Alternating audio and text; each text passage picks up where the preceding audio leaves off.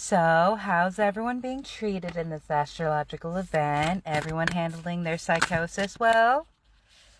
Meditate and contemplate. A personal issue reaches resolution. Nothing is yet set in stone.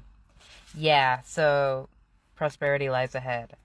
This astrological event is like a quadruple hit to us, and it is absolutely insane. We have eclipses, we have retrogrades, and today is the day that like the shit hits the metaphorical fan.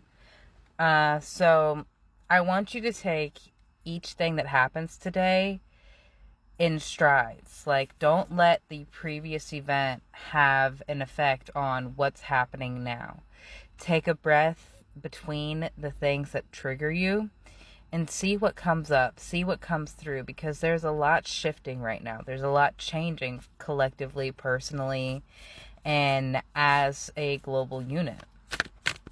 So you may notice that we're starting with the actual Oracle deck and not the Tarot deck, and that's because this is the Moonology deck. And whenever something is happening with the stars and stuff, I go to this deck. A new romantic cycle begins, and balance spirituality and practicality in the reverse. So this may be something that, sorry, it's hot as balls. This may be something that you struggle with, leaning too hard into your etheric or too hard into your earthly.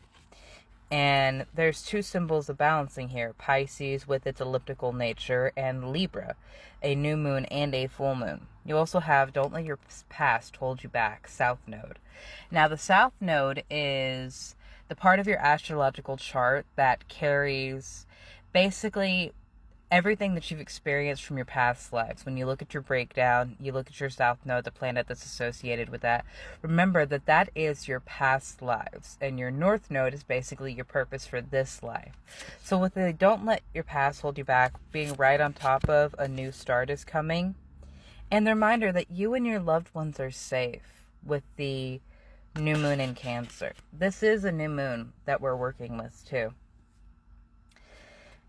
I hope you understand that things fall apart to come together, and it's not always easy receiving those messages because they can be deeply, deeply triggering. I keep getting spam calls and stuff coming in. That's what that just was. And it's that's interesting to me that something that is just like noise, it's just something to waste your time, keeps coming in trying to distract you. Let's see what the tarot has for us. I do have to expedite this because it is so fucking hot out here. Four of Pentacles. Absolutely. You guys were very guarded with yourself. And it may be because of the Five of Swords situation where in the past, people you claimed as family, people that you claimed as kin, people you claimed as tribe, were the ones that hurt you. And were the ones that made you feel like you had to lock down and double down even tighter. It's like, I'm seeing that really simple meme of just like, here, I'll try and open up, and the like purple blob is trying to come out of its box, and it keeps getting like a fist hitting it, and it's like societal rejection, and it goes back into its box, and the box is bigger around it. Like, every rejection has made you double down on your self-protections, on your need to guard. And I understand that very well. It makes it very difficult to even want to think about going out there and expressing yourself again. But you are someone who is meant to be heard. You are a Hierophant. You are someone who has a beautiful voice, a beautiful message. Your voice may be healing. That's something that I have heard several times before in my life and in my time, is how healing the actual frequency of my voice is. That's why I'm bringing myself back to doing these again, because I need them, and I'm seeing more and more that you guys need them.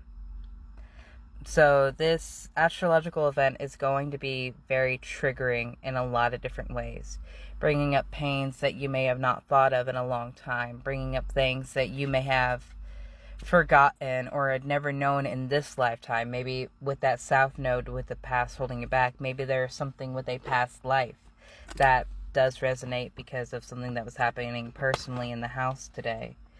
But there is so much shifting. I'm seeing the Jester inside of this book. The Night Mother Dark Brotherhood from Skyrim has been actually coming up a lot recently. Sweet mother, send your child onto me, for the sins of the unworthy must be baptized in blood and fear. It is not easy, especially if you are actively calling in an ego death like that, an end of a situation. It's going to have repercussions and consequences, because the energy that you were sustaining will no longer be there. It will no longer be a constant when you leave this situation, when you leave this place. And there will be an effect felt by those who are left behind.